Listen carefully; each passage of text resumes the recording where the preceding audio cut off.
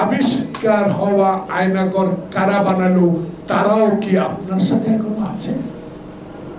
অবশ্যই আছে।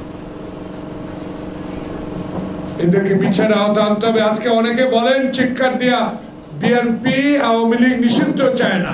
আরে বিএনপি তো জানুয়ারি মাসে 10 তারিখে আবেদন করে বলে দিয়েছে আইনের আওতায় এদেরকে নিষিদ্ধ করা উচিত। যে আব্দুল হামিদ চলে গেছে, তদন্ত কমিটি হয়েছে, চলে যাওয়ার পর তদন্ত কমিটি হাস্যস্পদ। আরে যাওয়ার আগে চোখ কান কেন খোলা রাখলেন না? তদন্ত করে কি হবে? হামিদের আনতে পারবেন? কিছু লোকের শাস্তি দিতে হবে। কিন্তু যাওয়ার আগে আপনার গোয়েন্দা স্ট্রং থাকা উচিত ছিল।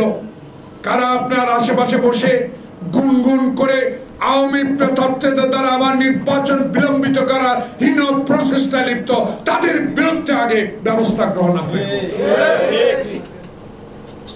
আমরা সত্য কথা বলে আমাদের বিরুদ্ধে আচরণ করা হয়, আমরা সত্যের পথেই থাকি। কারণ আমার নেতা শহীদ জিয়াই বাংলাদেশের প্রথম স্বাধীনতার ঘোষণা। সেই জন্য আজকে এই মুহূর্তে যেটা প্রয়োজন, এসব তদন্ত কমিশনে যে আমাদের ছাত্র সীমান্ত নাকি সত্যকে কালকে হত্যা করবে, গুলি করে মেরেই 25 বছরে ঢাকা মেডিকেল কলেজ, ঢাকা বিশ্ববিদ্যালয় বুয়েট, তার কন্যারে হলো সরওয়ার্দী। এখানে চলে কি গাঁজা, মদ, জুয়া, আড্ডা? চোখে পড়ে না? সেই কন্যারে আমাদের ছাত্রকে কালকে আত্মহত্যা দিতে হয়েছে। এগুলো চোখে রাখা উচিত। হবে কি তদন্ত? আব্দুল হামিদের মতো একটা তদন্ত। আমাদের আইজিপি সাহেব অত্যন্ত ভদ্রলোক মানুষ, অত্যন্ত ভালো মানুষ। এরা ভালো মানুষকে ভালো জায়গায় বসিয়েছে। আল্লাহর নামে যদি এই দেশে এক মাথা এক ভোট, নিঃসন্দেহে ভোট কেন্দ্রে দেশের মানুষ যেতে পারে, যদি নির্বাচনের সুষ্ঠু ব্যবস্থা হয়, ইনশাআল্লাহ তারেক সাহেবের নেতৃত্বে বিএনপি সরকার গঠন।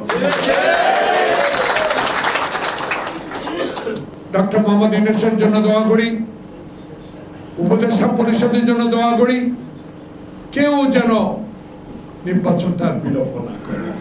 অনুগ্রহ করে ম্যাপটা দেন, আমরা প্রস্তুতি নিই, জনগণ প্রস্তুতি নেন।